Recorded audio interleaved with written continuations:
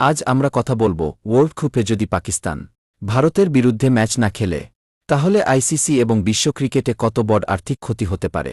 Cricket বিশ্বে ভারত বনাম Pakistan match মানেই সবচেয়ে বেশি দেখা, সবচেয়ে বেশি আয় করা একটি ম্যাচ।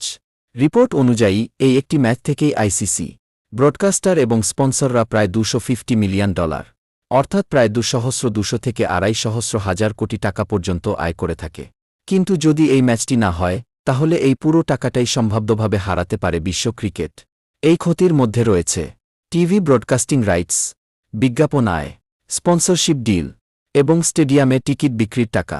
শুধু বিজ্ঞাপন থেকেই ব্রডকাস্টারদের ক্ষতি হতে পারে প্রায় 200 থেকে 300 কোটি টাকা, কারণ এই ম্যাচে 10 সেকেন্ডের বিজ্ঞাপনের দামই থাকে লাখ লাখ টাকা।